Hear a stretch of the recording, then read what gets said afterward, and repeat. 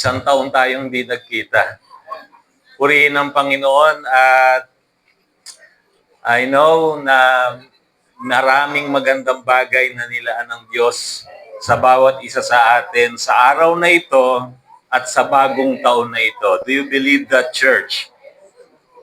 Andyan po ba kayo? Purihin ang Panginoon. Okay, sige po, ngayon po ay araw ng, because kadarating lang po namin nung nakaraang linggo, Monday, so ito po yung, para sa akin, ito yung unang araw na idideklara natin ang pabor at pagpapala ng Diyos sa ating mga buhay.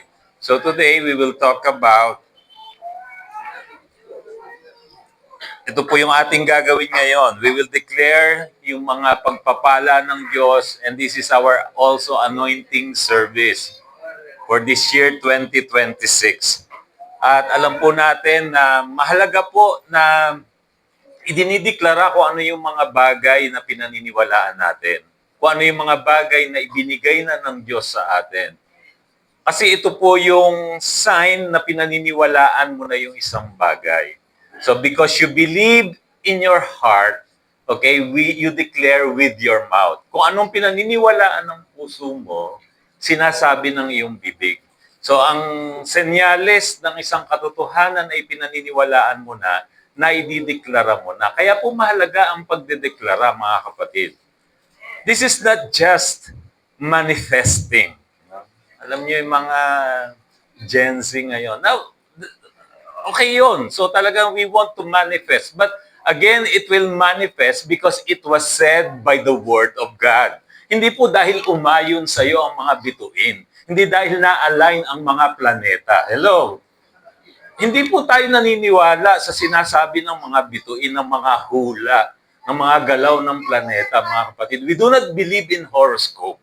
We do not believe in luck. Hello? Naniniwala tayo, hindi tayo naniniwala sa mga linya ng bituin. Naniniwala tayo sa gumawa ng bituin. Hello? Yun po ang ating pinaniniwalaan. Kung anong sinabi ng Diyos patungkol sa atin. Hello? Ulit-ulitin ko kasi nakakalungkot. May mga mananampalataya na believer, sinasabi nila na sila yung mga mananampalataya and they still believe in luck. Naniniwala pa rin sila sa swerte. Mga kapatid, paulit-ulit ko sinasabi, huwag po kayong maniwala sa swerte. Bakit? Huwag kayong maniwala sa swerte dahil baka malasin kayo. At huwag din po kayong maniniwala sa malas. Bakit? Hindi kayo suswertihin. Joke po iyon. Minsan doon sa iba sasabihin mo eh. No? Kasi minsan hindi natin maalis, merong mga miyembro ng Tuesday Club. Pero wala dito noon. Baka lang may nanonood. No? Na nag-joke si pastor nung linggo, Tuesday na natawa. No? Anyway, purihin ng Panginoon. Pero totoo po that we do not believe in luck because pagka kasing sinabi mong swerte, natsambahan lang. So walang nakakatanggap ng papuri. Pero mga kapatid, dahil ikaw ay nakikristo, hindi ka swerte. Pinagpala ka ng Diyos. And somebody gets the glory. Diba? Kasi pinagpala ka, ibig sabihin may nagpala sa iyo. Ang Diyos ang nagpala sa iyo. So binabalik mo ang kapurihan sa Diyos. Maging malinaw mga kapatid, anumang pagpapala na meron tayo sa buhay na ito, lahat ito'y galing sa biyaya ng Diyos. There's nothing. Wala po tayo. As in zero. Wala tayong may pagmamalaki. Lahat po ay grasya lang ng Diyos sa atin. Pati po yung hininga na lumalabas sa dalawang butas ng ilong natin. No? Yan po'y biyaya ng Diyos. Amen? Hindi niyo po ba naisip, paano kung dumating yung panahon, minetruhan na tayo ng Lord para doon sa oxygen? No? Hindi po ba? Hindi ba natin nare-realize yung hininga na lumalabas sa atin, yung oxygen na nalalanghap natin, libre? Paano kung may metro na yan? Huh? Grabe ang kabutihan ng Panginoon sa ating mga buhay. So yan po yung ating gagawin. We will declare yung mga pagpapala ng Diyos sa buhay natin. But before that, of course, ito po yung topic na gusto kong pag-usapan natin because yung 2025 ay natapos na at every time na tumatawid tayo sa panibagong taon ng ating buhay, tayo po ay naharap at natatayo sa sangandaan ng buhay. May mga crossroad ng buhay tayong kinakaharap. Mga kapatid, alam niyo po, maraming nangyari nung nakalipas na taon. May mga bagay tayo na gusto sana nating mangyari pero hindi nangyari. May mga bagay na hindi mo sanang gustong mangyari pero nangyari sa buhay mo. May mga promotion kang inaasam na hindi nangyari. May mga bagay kang gustong makuha na hindi nangyari. Pero mga kapatid, yung pong nakalipas na taon, kung titingnan natin, mas maraming magandang bagay ang binigay sa atin ng Panginoon. Amen? Minsan lang nakapokus tayo doon sa mga bagay na hindi natin nakuha. Pero kung titingnan natin, the whole year, kung ano yung mga bagay na pinagkaloob sa atin ng Diyos, mapapasalamatan mo ang Diyos na dakila at tapat sa ating mga buhay. Hallelujah! Palakpakan natin ang Panginoon. So ito po yung ating pag-uusapan sa araw na ito. May pamagat po na Grateful at the Crossroad. Now, every time na umaharap tayo sa panibagong taon ng ating buhay, we look back and see God's faithfulness. We look around and recognize His grace sustaining us. Nang biyaya lang po ng Diyos, kaya po tayo nananatiling nakatayo. I'm still standing. Why? But by the grace of God. Kaya ka lang nakanatiling nakatayo dahil na ikaw ay buhat-buhat ng malabay na pakpak ng ating Panginoon. Hallelujah! Mga kapatid, tingnan mo ang kapaligiran. Look around at makikita mo na lahat ng nangyayari sa buhay mo ay sadyang biyaya lamang ng ating Panginoon. Dahil ang Diyos ay tapat sa ating mga buhay. And of course, we look ahead, mga kapatid, we look ahead and trust His purposes unfolding in surprising ways. Ngayong taon na 2026, tingnan natin ang taon na ito na taon na pinagpala at pinaburan ng ating Panginoon. Hallelujah. Dahil ikaw ay na kay Kristo, yan ang mangyayari sa buhay mo. Amen? And what the Bible tells us, it only happens to those who believe. Nangyayari lang yung mga katotohanan na yan sa mga naniniwala. Kung hindi ka naniniwala, mga kapatid, hindi talaga mangyayari sa iyo. Hindi obligadong gawin ng Diyos ang isang bagay na hindi mo pinaniniwalaan. Hello? Pero dahil sinabi ng salita ng Diyos at pinaniwalaan mo, obligado ang Diyos na gawin ito sa iyo. It will not happen overnight, mga kapatid. It doesn't work like magic.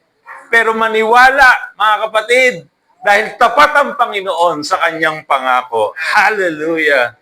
Praise God!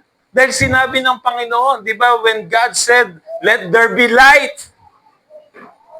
Di ba? On the first day, sabi ng Lord, pero kailan nagkaroon ng liwanag? On the fourth day. Hello? Tama mga kapatid? Hindi naman sinabi ng Lord, let there be light, biglang lumiwanag. Nung ika-4 na araw, sa kanya nilikha ang araw at ang buwan. So doon pa lang nagkaroon ng liwanag. Pero mga kapatid, nung sinabi ng Lord, ng Diyos na let there be light, ang sabi ng Bible, and there was light. Kahit hindi mo pa nakikita. Kung sinabi ng Diyos, ano ang sabi ng 1 Peter 24? Dahil sa latay ng ating Panginoong Jesus, pinagaling ka na. Kahit nandiyan pang sintomas, kahit nararamdaman mo pang sakit, mga kapatid, paniwalaan mo, pinagaling ka na ng Panginoon. Hallelujah! Marahil dumadaan ka sa pangalawa, pangatlong araw. Pero mga kapatid, sa ika-4 na araw ng buhay mo, makikita mo ang katapatan ng Diyos. Hallelujah! Palakpakan natin ang Panginoon. Mga kapatid, this is not a time to measure ourselves, but what we failed to do, but a time to magnify what God has faithfully done in and through us.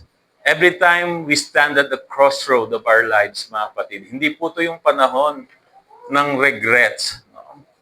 You have to be grateful, not regretful. Hello? You have to be grateful at the crossroad. Wag mong tapos na po yung mga nangyari kahapon ay tapos na. Wala ka nang magagawa doon. Tama mga kapatid. Ang tingnan mo, pasalamat ka sa Diyos sa magandang bagay na ginawa mo niya sa buhay mo. This is the time to magnify what God has faithfully done in and through us. Ginawa sa atin at sa pamamagitan natin. Hallelujah. Look at the verse. Psalms 107 verse 1. Basahin po natin. 1, 2, 3, go. Give thanks to the Lord, for He is good. His love endures forever. Hallelujah. Give thanks to the Lord. Pasalamatan daw po natin ng Diyos. Why? Because He is good. Ang Diyos po ay mabuti. At siya po'y mabuti sa lahat ng panahon. Hallelujah. His love endures forever. Ang kanyang pag-ibig ay mananatili magpakailan-kailan pa man. Ang pag-ibig sa iyo ng Diyos ay hindi magbabago. Hallelujah. Mahal na mahal ka ng Diyos. So give thanks to the Lord. Pasalamatan ng Diyos dahil siya ay mabuti. Now, let's talk about 3 biblical insights when we talk about being grateful at the crossroad. Number one,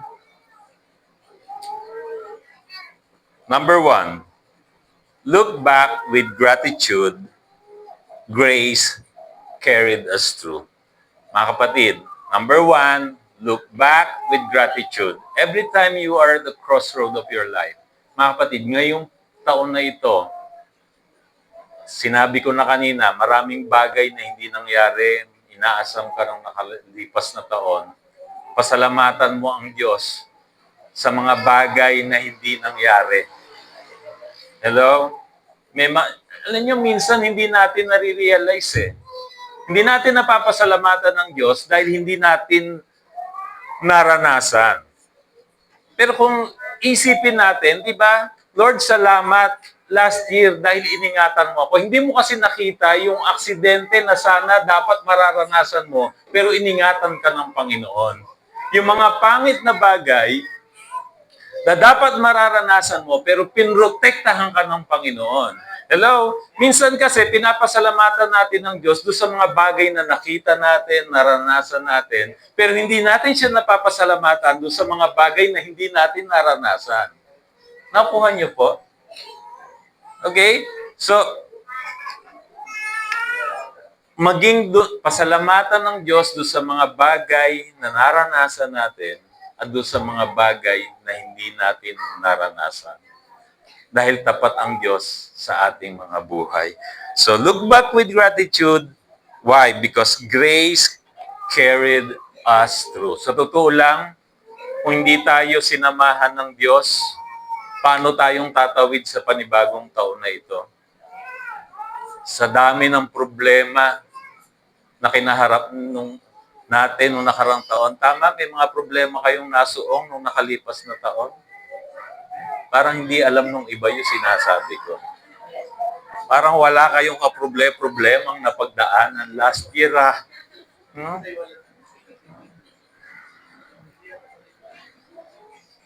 Di po ba? Alam niyo po na siguro kung hindi tayo sinamahan ng Panginoon, baka nakalugmok na tayo, baka nahimatay na tayo. Pero bakit tayo nakatawid? Bakit hanggang ngayon nakatayo tayo? Dahil tayo'y sinamahan ng Diyos. Kinarga tayo ng biyaya ng Diyos. Kinarga tayo ng Panginoong Hesus. Hallelujah. Mga kapatid, when we look back at the year that has passed, we see moments of joy. Tama? Hindi po lahat naman pangit. We see moments of joy, season of waiting, unexpected trials, and silent victories. Yet, one truth stands firm. We are still here because of God's grace. Hallelujah. So grace carried us. We're not consumed by our failures. Mga kapatid, hindi ka nailugmok ng mga problema. Ang ganda mo pa rin eh. Kasi talagang, yun lang ang kaibahan talaga ng mga mananampalataya. May pinagdadaanan, hindi mo kang nadaanan. Masasabi mo bang may pinagdaanan at may pinagdadaanan niyang katabi mo? Hindi halata eh. Pero yung ibang tao, yung hindi kasama ang Panginoon, alam mo na. Pag nakita mo, no, Mare, may pinagdadaanan ka, no? Kasabi niya, bakit? Manghuhula ka ba? Hindi. Halata eh. Yun yung kaibahan natin. Kaya nga tawag sa atin ng Bible, peculiar people. Kakaiba tayo kaysa sa wala sa Panginoong Hesus. Kaya po napakahalaga na tanggapin ang Panginoong Hesus sa ating mga buhay. Kung bigat na bigat ka na sa dalahin mo, ipakarga mo sa Panginoon. Dahil walang mabigat na dalahin na hindi kaya ng ating Panginoon. Hallelujah. God is so good.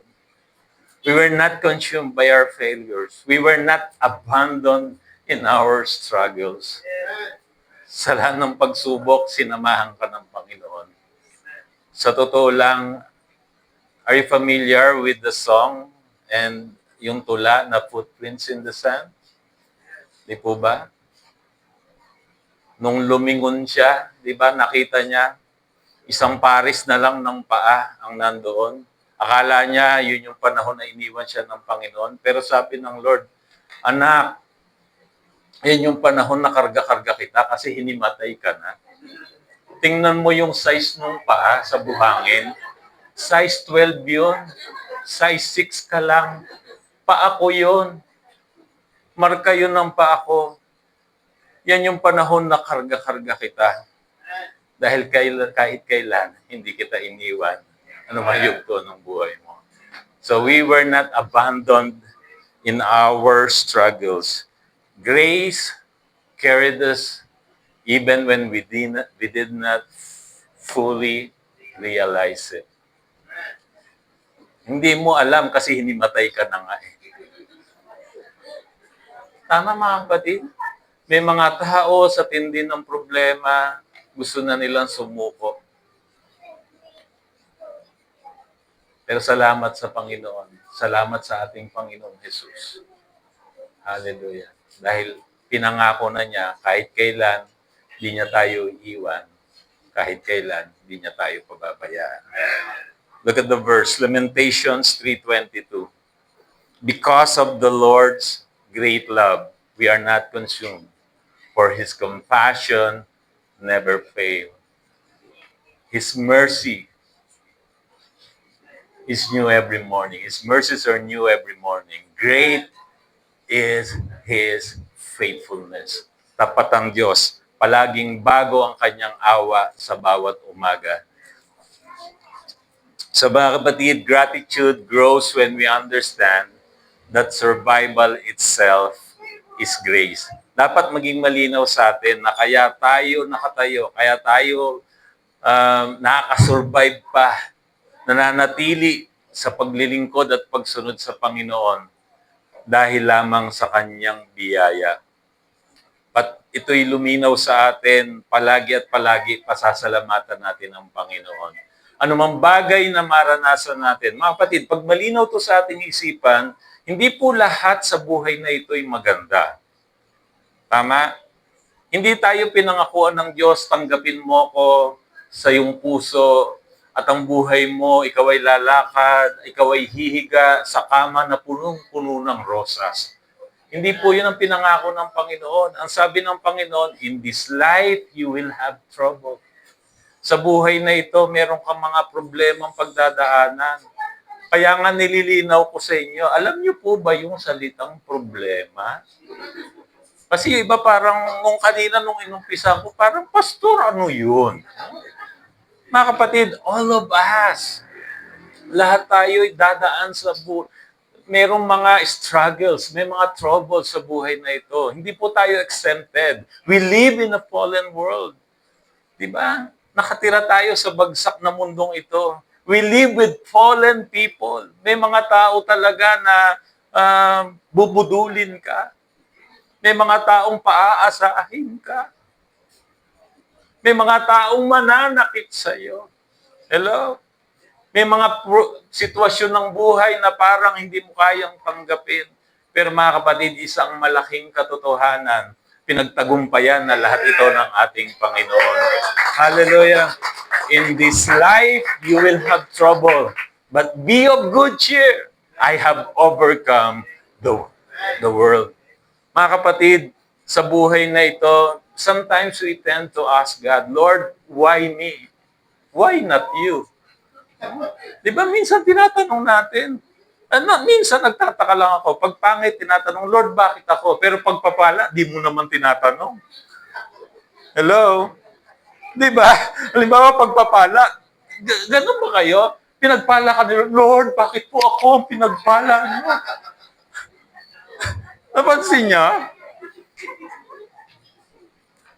Hello? Di ba? Mga kapatid, inaalaw, again, problems, sickness, disease, troubles, hindi galing sa Diyos. Do you agree with me na hindi ito mabuti, itong mga bagay nito? Ang sakit po ba'y mabuti? Ang Diyos po ba'y mabuti? Yes. So, hindi po sila magkatugma. Tama? Ang blessing, mabuti. Ang Diyos ay mabuti. Kaya ang pagpapala ay galing sa Diyos. So, linawin ko lang, ang mga hindi magandang bagay hindi galing sa Diyos. Mga kapatid, but inaalaw ng Lord na minsan pagdaanan natin. Eto na. Minsan pag hindi tayo nagdadaan, parang pag mag-a-advise tayo, magkukwento, yabang-yabang natin, no? Kaya mo yan, kapatid, no? Pero pag ikaw na yung dumadaan, ako, hindi ko pala kaya. No? Diba? Ibang usapan na pag ikaw na mismo eh. Halimbawa, merong isang bangka, binabagyo sa gitna ng karagatan. Pwede mong ikwento eh, nasa pangpang ka, maikukwento mo eh. Diba? Medyo matatakot ka rin kasi para doon sa mga taong nandun. Pero iba pag ikaw yung nasa loob ng bangka na binabagyo, na sinasalpok ng mga alon. Tama po ba mga kapatid? Iba ang kwento pag ikaw na yung nagdadaan. But inaalaw yan ng Lord for you na mapatunayan mo. Ang Diyos wala nang kailangang patunayan sa iyo.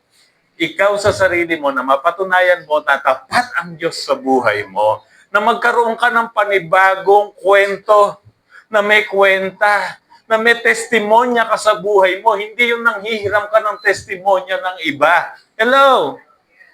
Diba? Na kaya mo ikwento na ang Diyos ko na pinaglilingkuran ay nagpapagaling dahil naranasan mo. Amen? Ang Diyos ko na pinaglilingkuran ay nagpo-provide dahil naranasan mo. How can you prove that God provides kung hindi ka mawawalan? Hello? Diba? Kaya mo napatunayan nagpo-provide si Lord kasi nawalan ka eh. Tama, kaya pag nawalan kayo, magpasalamat kayo. Matuwa kayo pag wala kayong pera. Yung iba, nag-iiba, itsura pag walang pera. Huwag mo akong kakausapin. Hindi, ba't ko sinasabing matuwa kayo? Kasi isa lang ang pupuntahan niyan. Magkakaroon, alam nga mo, mawalan ka pa. Hello, nakabalita na ba kayo noon? Wala ka nang pera, nawalan ka pa? Di ba pag wala kang pera, anong papupuntahan mo? Magkakaroon. Kaya tayo nakaka-survive sa buhay na ito, it's because of the grace of God. And all these things, hello, hindi ka po napagtripan ni Lord. Hindi po si Lord nakaganon, teka, matagal ko nang hindi napagtripan tong anak ko Paranasin ko nga ng kawalan. No? Trip ko lang ngayon na paghirapin siya. No? Hindi po ganun ang Diyos. Alam niyo, minsan may mga tao ganun ang pananaw nila sa Diyos. Na ang sakit galing sa Diyos, ang kahirapan galing sa Diyos. Napagtripan siya ng Lord na pahirapin, no? Mga kapatid, hindi po ganon. Hindi po ganon. Napapatunayan mo na tapat ang Diyos dahil sa mga pinagdadaanan mo sa buhay. At mga kapatid, when you go through this life, listen to this, dahil ikaw ay believer, lahat ng bagay may plano't layunin ang Diyos. Ano po ang sabi ng kanyang salita? Romans 8:28, that all things, lahat po ba kasama? Pag sinabing all things work together for our own good to those who love the Lord. Yung po ay description. Kung ikaw ay na kay Kristo, dinidescribe ka nung verse, ikaw yung tao na nagmamahal sa Diyos. Hindi po yun requirement. It is a description. Lahat ng bagay, kung ikaw ay mananampalataya, if you are a believer, all things work together for your good. The bad, the ugly, it will turn out for your own good. So mga kapatid, lahat ng bagay pwede mong pasalamatan ng Panginoon. Kahit sa mga pangit na bagay. Minsan lang parang hirap po talagang gawin. Kaya po tayo tinuturuan ng salita ng Diyos. We need to be grateful because we know sagot tayo ng biyaya ng Panginoon. Amen? Palakpakan nga po natin ng Panginoon. Hallelujah! And when you go through that season of your life, doon ka lumalago. Kasi naranasan mo, you have the Word of God, and then you experience it, napatunayan mo na tapat ang Diyos sa kanyang salita, then naging prinsipyo na ng buhay mo. So every time you face that kind of challenge of your life, alam mo na kung paano to harapin. Hindi, itatawid ako ng Panginoon. Kung anong ginawa niya sa akin sa nakalipas, yun din ang gagawin niya sa akin ngayon at sa hinaharap. Amen? Because He is faithful. So, even growth itself is grace. Maging yung paglago natin, ito po'y biyaya ng Diyos. Being upheld is grace. Practically, everything is grace. Lahat po, mga kapatid, ay biyaya lang ng Diyos sa atin. The past year may not have been perfect. Tama? Nor this year. Maging ang taon na ito, hindi rin perfecto. But don't worry, we serve a perfect God. Amen? You may not know what the future holds, but we know who holds our future. Amen? Hindi mo alam kung ano ang dala ng bukas, pero kilala mo kung sino ang may hawak ng iyong bukas. Ito pinagbibigay ng kapayapaan sa ating mga pusong bagabag. Amen?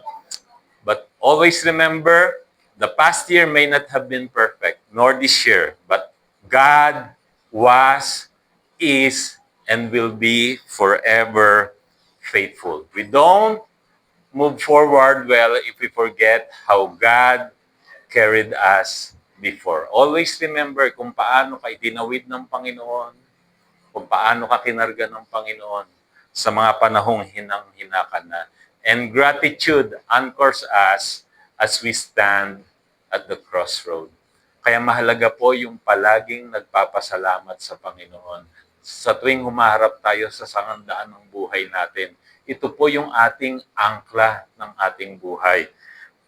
Palaging magpasalamat sa Panginoon. Tingnan po natin ang ginawa ng Diyos sa kanyang bayan. In Exodus 19:4, it says here, "You yourselves have seen what I did to Egypt, and how," look at this, "and how I carried you on eagle's wings and brought you to myself." Hallelujah. Kung paano ang bayan ng Diyos ay kanyang iniligtas. Ano ang sabi niya? "And how I carried you on eagle's wings and brought you to myself." At ang Diyos ang nagdala sa kanila. So that's number one, 3 biblical insights. Number one, look back with gratitude Grace carried us through. Always look back with gratitude. Wag po with regret. Number 2, stand firm in faith. Grace is our ground. So we stand in solid ground. Stand firm in faith. Grace is our ground. When we step into this new year, we must know we are standing. We must know where we are standing. We are not standing on the New Year resolutions. Hello? We made and plan to keep. Alam niyo po, may mga tao na napakarami ng New Year's resolution na ginawa. Mga planong gagawin ngayong taon na ito. At mga planong hindi na gagawin ngayong taon na ito. For some, yung iba, 1 buwan, nakip nila. Yung iba ba, 3 buwan. Yung iba, medyo okay, naka-6 na buwan. No? Nakip nila yung New Year's resolution. Pero at the end, bumabalik ulit sa dating bisyo, bumabalik ulit sa dating gawa. Why? Because they trust their own effort. Mga kapatid, kung tayo magtitiwala sa ating sarili, hindi po natin kaya. We must know where we are standing. We're not standing on the New Year resolutions we made and plan to keep. We are standing in faith, in the grace of God, through Christ finished work. Doon po tayo nakatayo sa pananampalataya na mayroon tayo. Mga bagay na hindi pa natin nakikita. When we talk about faith, ito po yung, ang sabi ng Hebrews 11:1, faith is the substance of things hoped for. So kahit hindi mo pa nakikita, pinaniniwalaan mo na. It is the evidence of things not seen. Hello? Ito po ang kahulugan ng pananampalataya. Tama mga kapatid, kahit wala pa sa iyo pero naniniwala ka. So diyan po tayo nakatayo sa pananampalataya dahil sa biyaya ng Diyos at sa tinapos na gawa ng ating Panginoong Hesus. Look at the verse, Romans 5:2. Through whom we have gained access by faith into this grace in which we now stand. And we rejoice in the hope of the glory of God. So malinaw mga kapatid na sinasabi ng grace, ng Romans 5:2, that we gained access by faith into this grace. Mga kapatid, tayo nabubuhay sa pananampalataya dahil sa biyaya ng Diyos. Kaya tayo nakakatayo. And we rejoice in the hope. When we talk about hope, it's always future, yung hinaharap, mga kapatid. So, hindi pa nangyayari, pero naniniwala ka na. You have confidence in this life because you have hope na binigay sa atin ng Panginoon. And our hope, our eternal hope, is none other than our Lord Jesus. And we rejoice in the hope of the glory of God. And when we talk about biblical hope, ang meaning po ng Bible sa hope, kasi sometimes, di ba, yung pag sinabi mong, I hope so, so parang pwedeng mangyari, di ba, ang definition ng hope ng mundong ito, pwedeng mangyari, pwedeng hindi. No? Pag napangakuan ka, so you hope so, na matupad. No? Pero ang biblical definition ng hope, it is a positive expectation of good.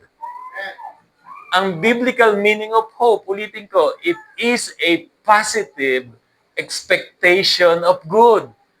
Positibo, may in-expect ka na kahit pangit ang sitwasyon mo, alam mo, pagagandahin ito ng Panginoon. Because God makes all things beautiful in His time. Not your time. Sometimes kasi kaya nagmamadali tayo eh. Kaya ang malaking kaisipan natutunan natin dito, bawal ang mainip. Hindi sa kapanahunan natin, sa kapanahunan ng Diyos. Another verse, Hebrews 4:2. For unto us was the gospel preached, as well as unto them. Look at this. But the word preached did not profit them. Yung naihayag na salita, hindi nila napakinabangan. Why? not being mixed with faith in them that heard it. So kahit narinig mo yung salita, kung hindi mo ginamit ang pananampalatayang naibigay sa iyo ng Diyos, hindi mo ito mapapakinabangan. Hello? Kahit gaano kagaling yung nagsasalita, it's not about the messenger. Hello? It's about the message. It's about the word. Hello? But not only merely listening to the word. Hindi enough na, narinig ko na yan, alam ko na yan, but only sa iyong isipan lang. Mental assent, pero hindi mo naman talaga pinananampalatayanan, hindi mo ito mapapakinabangan. Hello? Yun po yung unang hakbang, malaman mo. Tama, yung katotohanan mula sa salita ng Diyos. Pero dapat, after you know it, you have to mix it with faith upang mapakinabangan mo ito. And you already have faith. Dahil yung faith na gagamitin mo, hindi naman galing sa iyo. Ito po'y bigay din ng Diyos sa iyo sa pamamagitan ni Kristo. If you are in Christ, mga kapatid, you already have faith. Hello? Ang meron lang mga pananampalataya ay yung na kay Kristo. If you are not in Christ, you do not have faith. Because faith is a spiritual entity. And if you are spiritually dead, you do not have faith. So, 1 Corinthians 16:13, be on your guard. Look at this. Stand what? Stand firm in the faith. Be men of courage. Be strong. Ulitin ko po, be on your guard. Stand firm in the faith. Kung ano yung sinasabi ng salita ng Diyos, panampalatayanan natin. Be men of courage. Be strong. Mga kapatid, sinanay tayo ng mundong ito na to see is to believe. Hindi ko makikita, hindi ko paniniwalaan. Pero tinuturuan tayo ng salita ng Diyos. Manampalataya ka at makikita mo. Believe first and then you will see. This world, anong tinuturo? To see is to believe. Pero ang salita ng Diyos, believe first, then you will see. Tama ba? Mula pa pagkabata, yun ang kasi yung natutunan natin eh. Kaya minsan ang hirap bakbakin sa ating kaisipan. Pero salamat sa mapagpalayang salita ng Diyos na natutunan natin para makita natin ang mga katotohanan na inilaan niya para sa ating buhay. Kailangan panampalatayanan natin. So standing firmly in faith, we step into the new year with hope, assured that His grace goes ahead of us. So mga kapatid, kaya po tayo may pag-asa dito sa bagong taon na ating kinakaharap.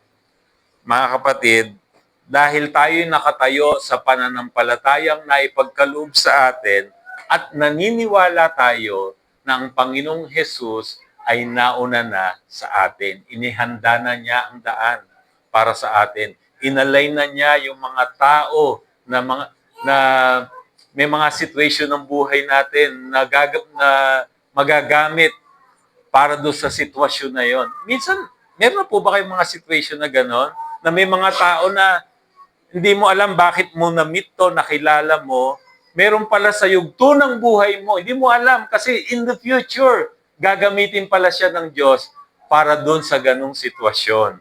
Hallelujah. Kasi ang Panginoong Jesus, nauna na sa atin. He goes ahead of us. He already prepared the way. Nung natulog tayo kagabi, si Lord GY shift. Nag-GY shift siya. Graveyard shift. Natutulog tayo, si Lord nagtatrabaho para inihahanda na niya yung ating bagong bukas. Amen? Hallelujah. Ito po yung Diyos na pinaglilingkuran natin. Kaya nga, palagi pagkagising sa umaga, pasalamatan ng Diyos sa bagong umaga na biyaya niya sa atin, sa hininga na pahiram sa atin. Mga kapatid, pahiram lang sa atin ang buhay na ito. So we need to be grateful. for this life. Amen? So, we step into the new year with hope, assured that His grace goes ahead of us. That's number 2. Stand firm in faith. Grace is our ground. Number 3, mga kapatid. Number 3, move forward with hope. Grace goes ahead of us. So, that goes with the point number 3. Move forward with hope. Grace goes ahead of us. The new year may be unknown to us, but is never unknown to God. The same grace that brought us through in the past and hold us now goes ahead of us into the new year. Nakatuwa po bang malaman? Di po ba? Nagkakaroon ng kumpiyansa. Hindi ka nagbabaka sakali. Alam mo na ang taong ito ay taon ng pabor at pagpapala ng Panginoon dahil nauna na siya sa atin. Amen? Hallelujah. Do you believe that you are blessed in Christ? Na pinagpala na kayo ng Panginoon? Hindi po kayo pagpapalain because you are in Christ, you are already blessed. Pinagpala na tayo ng Panginoon. And when we talk about blessing, hindi lang po ito material na bagay. It is a holistic, kasi sa lahat ng area ng buhay natin. Kaya nga ngayon, idideklara natin, mamaya idideklara natin, sa lahat ng aspeto ng buhay natin, yung pagpapala ng Diyos na ginawad niya sa atin at sa buo nating pamilya. Look at the verse, Philippians 1:6. Being confident of this, that He who began a good work in you will carry it on to completion until the day of Christ Jesus. Ang Diyos na nagsimula sa atin, mga kapatid, sigurado tatapusin niya. Paano may sinimulan niya sa ating buhay, siguradong tatapusin niya. Ang sabi po, next is, our hope is not in perfect plans. Ang pag-asa natin hindi dahil sa ating mga perpektong plano, strong willpower or flawless execution. Our hope rests in a faithful God who finishes what He starts. So mga kapatid, ang pag-asa natin ay hindi po dahil sa ating lakas, galing at talento. Hindi po. Dapat maging malinaw sa atin. Dahil sa totoo lang, kung pakakaisipin natin, may mga tao na higit na magaling sa iyo, o higit na matalino sa iyo, pero hindi nakakalahati ng mga bagay na meron ka. Diba? May mga tao na hindi dahil sa talino mo, may mga taong mga tapos, no? Na 2 kurso ang tinapos, pero nangungupahan at baon pa sa utang. Hindi ka yumaman dahil sa iyong galing. Yumaman ka dahil nabiyayaan ka ng Panginoon. Amen? Hallelujah. Sa totoo lang, kung titingnan natin, ang pagpapala na pinagkaloob sa atin ng Lord, diba? We're going to think of it. Marirealize mo talaga na lahat ng meron ka, biyaya lang ng Panginoon. Praise God. Nakatira ka sa magarang bahay.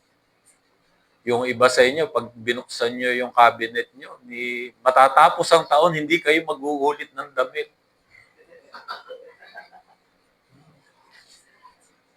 Oh, wag na kayo magsikuhan.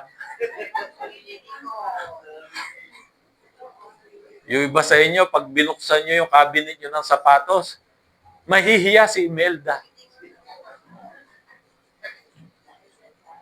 Ang dami-daming sapatos, ang dami-daming relo. So, octopus ba kayo?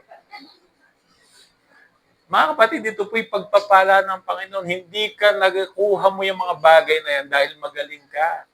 Hello? Dahil kung titingnan mo, may mas magaling sa'yo. Pero hindi niya naranasan, hindi niya narating yung mga narating mo. Ikaw, bakit mo nararating yan, nararanasan yan? Dahil pinaburan, pinagpala ka ng Panginoon, dahil ikaw ay na kay Kristo. Amen? Hallelujah. Praise God. Praise God. Grabe talaga ang kabutihan ng Diyos.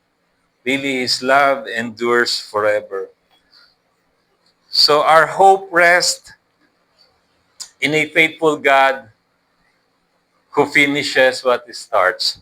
Grace does not merely forgive our past, it empowers our future. Look at the verse, Isaiah 42:16.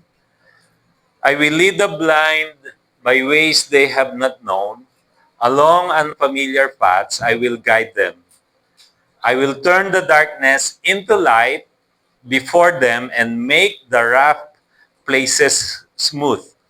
These are the things I will do. I will not forsake them. Now, we are reading, aral naman po tayo, we are reading from the Old Testament, Isaiah 42:16. But mga kapatid, look at this. Because you are in Christ, you can claim all the promises of God. Even in the Old Covenant, in the Old Testament, pwede mong angkinin dahil ikaw ay na kay Kristo. Yes, directly, hindi ito pinangako sa'yo. But mga kapatid, dahil na kay Kristo ka, kasi baka makarinig kayo ng turo. Totoo naman po yun. May mga pangako sa salita ng Diyos na hindi direktang ibinigay sa atin. Hello? Pero dahil tayo na kay Kristo, pwede nating angkinin. Hello? Kasi kung sasabihin mong ako ituturo ko, ito'y para lang sa mga Israelita. Para mo namang winawalang halaga ang tinapos na gawa ni Kristo. Para saan ang paghihirap ng Panginoon? Hello mga kapatid. Kaya everything you read in the Bible, from the Old Testament to the New Testament, lahat ng pangako ng Panginoon, pwede mong angkinin dahil ikaw ay na kay Kristo. 2 Corinthians 1:20, look at this. For no matter how many promises of God, marami po bang pangako ang Diyos? Marami po bang pinangako sa atin ng Diyos? Amen. So, for no matter how many promises God has made, look at this. They are what? Yes, in Christ. And so through Him, the Amen is spoken by us to the glory of God. Amen? Kaya po tayo nagsasabi ng Amen. And of course, Amen is the name of our Lord Jesus Christ mentioned in Book of Revelation. So sabi dito, gaano man karami ang pangako ng Diyos sa atin, they are yes in Christ. Hallelujah. Kung ano man ang nararanasan mo ngayon, ang kininang pangako ng Diyos dahil ang pangako ng Diyos ay palaging totoo dahil ikaw ay na kay Kristo. Hallelujah. Pinangako ba ng Diyos na ikaw ay kanyang pinagpala na? Ang kininang pagpapala, pinangako ba ng Diyos na ikaw ay pinagaling na? Ang kininang kagalingan. Hallelujah. Pinangako ba ng Diyos na ikaw ay pinatawad na? Ang kininang kapatawaran. Dahil lahat ng ito, ang sagot ay yes, dahil ikaw ay na kay Kristo. Huwag mong limusin ang bagay na binigay na sa iyo ng Diyos. Huwag kang magmakaawa sa Diyos sa mga bagay na naibigay na sa iyo. Hello? Iba kasi nagdadrama-drama pa sa harapan ni Lord. Kapapanood nyo yan ng telenovela. No, nakala nyo, masusway natin ang kamay ng Diyos pagka nag-emote tayo sa Kanya. Mga kapatid, ito po'y pagpapakita ng kamangmangan mula sa salita ng Diyos. Hello? We do not beg God sa mga bagay na ipinagkaloob na sa atin. Sinabi ng Bible, kinonfirm ng Bible na pinagpala na tayo. So do not ask blessings from God. Pasalamatan ng Diyos sa pagpapala na nasa iyo na. Pinagpala ka na ng Panginoon. Hallelujah. Pasalamatan ng Diyos sa pagpapala ng buhay, sa pagpapala ng kalusugan, sa pagpapala ng kagalingan, ng kalakasan. Nung nasa Dubai po kami, puro mga documentary yung pinapanood namin. Dito sa Pilipinas, yung mga kumakain ng pagpag. Alam niyo po yung pagpag? Yung mga kinakain nila, yung mga tira ng restaurant, sa basurahan, kinukuha. Tanungin ko kayo mga kapatid, dito sa ating kalagitnaan, meron ba dito nagpagpag na kayo? Kumain na kayo ng pagpag, hindi yung nagpagpag na galing kayo ng patay, pupunta kayo 7-Eleven, magpapagpag kayo. No? Hindi ko alam kung sinong may katuruan nun, pero nakuha pa rin natin. Marami tayong mga pinaniwalaan nun na hindi natin alam kung bakit natin pinaniniwalaan na lang natin at ginagawa natin. Maraming mga kasabihan. Also, we respect them. We respect kung ganong pinaniniwalaan nila. Pero sa atin, kasi papagpag mo daw yung masamang espiritu na sumama sa'yo doon. Kaya wag na kayo pupunta sa 7-Eleven. Andun lahat yung mga kung lang hindi naman sorry, kung yun ay totoo. Pero we know na hindi naman yung totoo. Kaya pwede pa rin kayong pumunta. Baka nanonood yung may-ari ng 7-Eleven. Naalala ko. Hello. Di ba, lalo na pag may patay, ang daming bawal. Bawal maligo. Baka susunod. Diri mo kung 2 linggong nakaburol. 2 linggo kang di naligo, baka may sumunod na mamatay. Dahil nakatabi mo, namatay sa amoy mo. No? Hello mga kapatid. Bawal magwalis. Ang daming bawal. May mga pinaniwalaan tayo. Pero mga kapatid, ang paniwalaan natin kung ano yung katotohanan, yung sinabi ng salita ng Diyos. Ano mang bagay na pinaniniwalaan natin. Hello, kasi iba talagang ganun. Hindi, pastor. Ilang taong ka na ba? Mas matanda ako sa iyo. Maliit pa ako. Ito na tinuro ng lola ko. Asan ang lola mo? Di ba? Ito na ang pinaniniwalaan ko. No? Ito na ang pinaniniwalaan ko. Mangyayari po talaga yan. Live tayo. No? Pinanganak na akong ganito. Mamamatay na ako sa paniniwalang ito.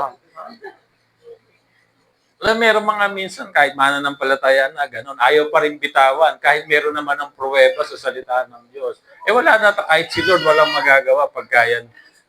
Kaya nga, ang salita ng Diyos ay mapagpalaya. Hello, mga kapatid. Andiyan pa po ba kayo? Okay. So, anumang pangako ng Diyos, they are yes and amen in Christ. Angkinin natin to. Anumang mga kaisipan na nailagay sa ating isipan na hindi umaayon sa salita ng Diyos, kailangan natin itong iwaksi. Listen to this, church.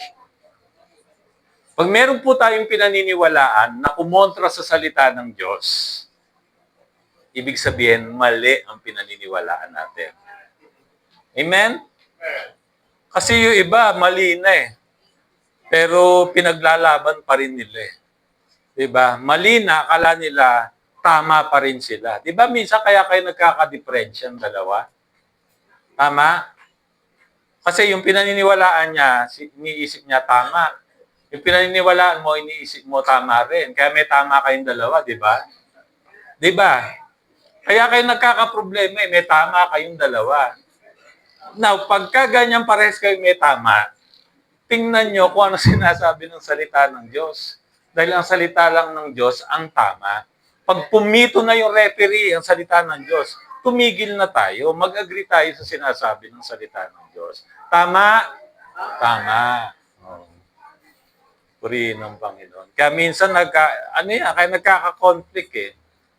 Sa lahat ng conflict, listen to this, parehas kayong may diferensya. Diba? Parehas kayo may tama eh. Diba? It always takes two to tango.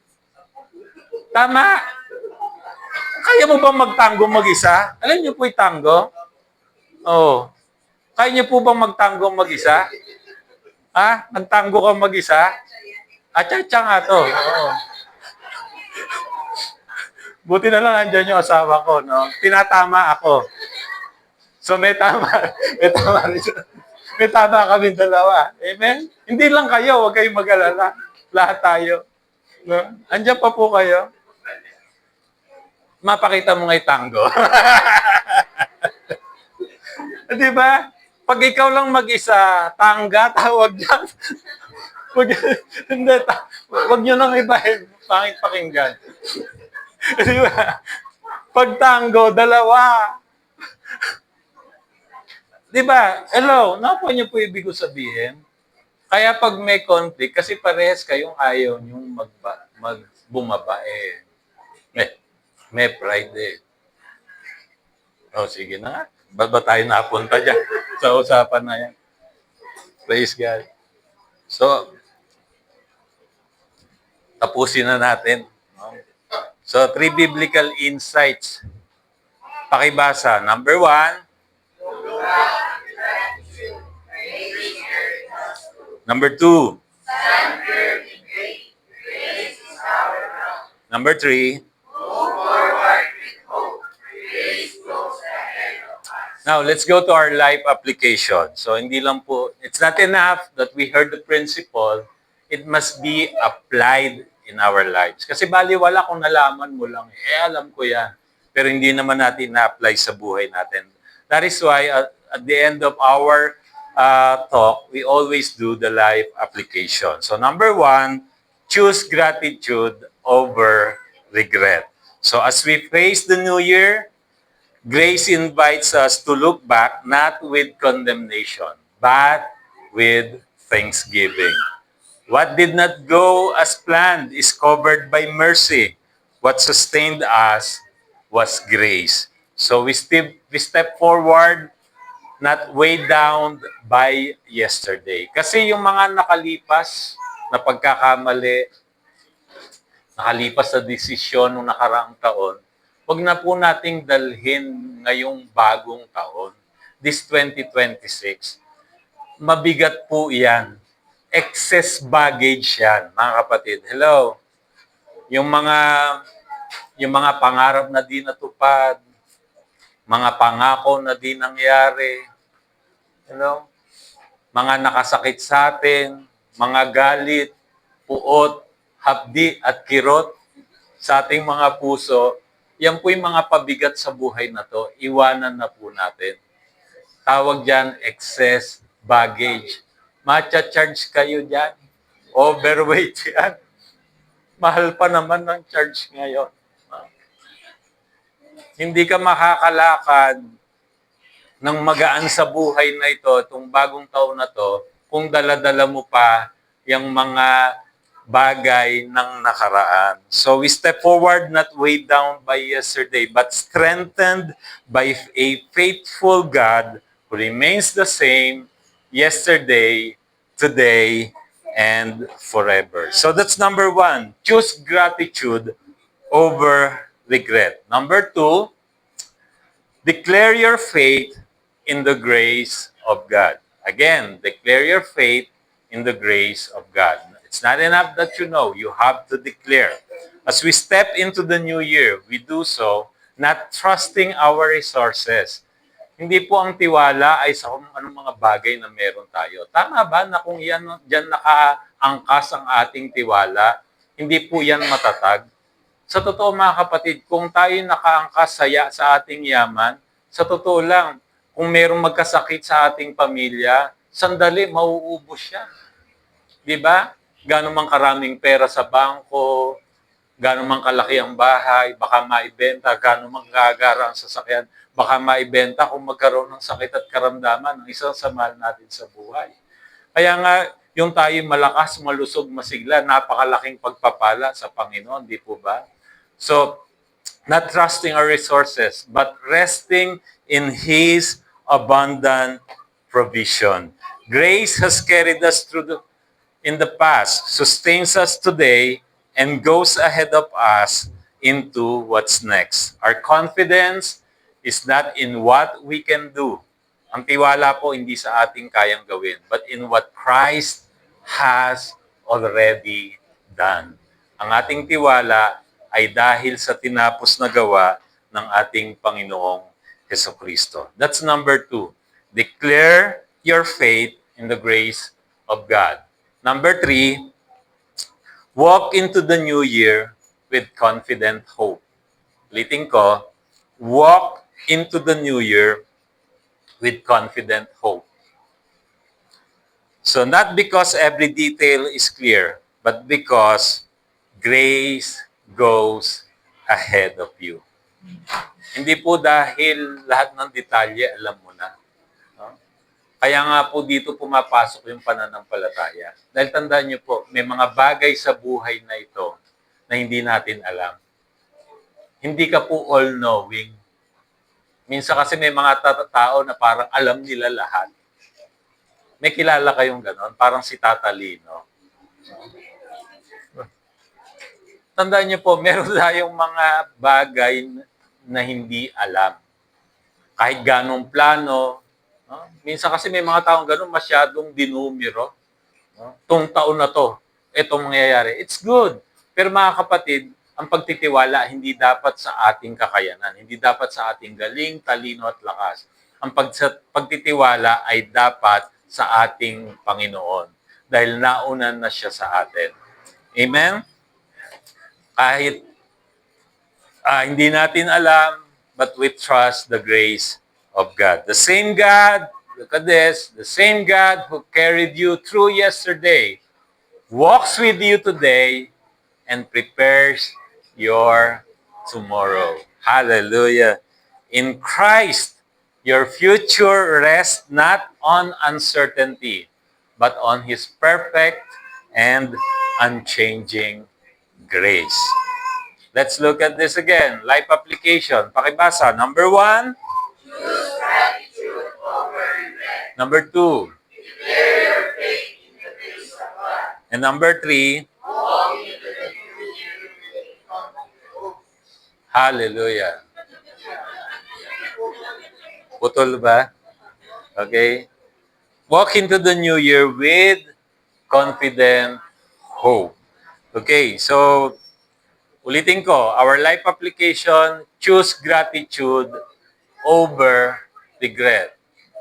Declare your faith in the grace of God. So, mga kapatid, kaya natin itong gawin, ang pagtitiwala, walang iba kundi sa Panginoon. Ang pagtitiwala sa biyaya ng Diyos, sa Panginoong Hesus na naipagkaloob sa atin. Kung tayo aamin sa ating sariling lakas, hindi natin kaya. Pero tayo nagpapasalamat sa ating Panginoong Hesus na naipagkaloob sa atin. Number 3, walk into the new year with confident hope. Marami pong uncertainties, maybe, in this new year. Pero magtiwala na tapat ang Diyos sa kanyang mga pangako. We don't know. Sometimes, kaya nga tayo na-amaze, di po ba? Pagka naranasan na natin yung biyaya ng Diyos, nagugulat tayo ng malaking pagkagulat because we do not expect. No? At if it is amazes you and you know it's not you. Di po ba? May mga nangyayari sa buhay natin na paano nangyayari sa akin to, paano kung nakuha to. Kung titingnan mo sarili mo, parang di mo naman kaya. So na-amaze ka. If it amazes you and you know at alam mo, hindi dahil sa iyo, and you know it's not you, alam mo kung kanino ibabalik ang kapurihan. You know it's the grace of God. Alam mo, biyaya lang to ng Diyos sa akin. Alam mo yung na-promote ka sa trabaho, parang merong mga mas nauna sa iyo, mas magagaling sa iyo, pero na-promote ka, alam mo hindi ikaw yon. Alam mo, biyaya yun ng Diyos sa iyo. Alam mo kasi parang na-promote ka kasi ang galing ko, no?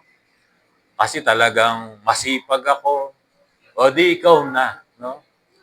May tendency na angkinin mo ang kapurihan. Pero pag malinaw sa iyo, ito lahat ay biyaya lang ng Diyos sa akin, alam mo kung kanino ibabalik ang kapurihan. Sa Diyos na nagbiyaya sa iyo. Amen? Hallelujah. Palakpakan natin ang Panginoon. Praise God. Praise God. Our big idea, in Christ, I trust God's grace. Do you trust God's grace? Amen. Hallelujah. Muli, malakas na palakpak para sa ating Panginoon. Okay, at this point, pwede po ba tayong lahat ay tumayo at ating pong gagawin?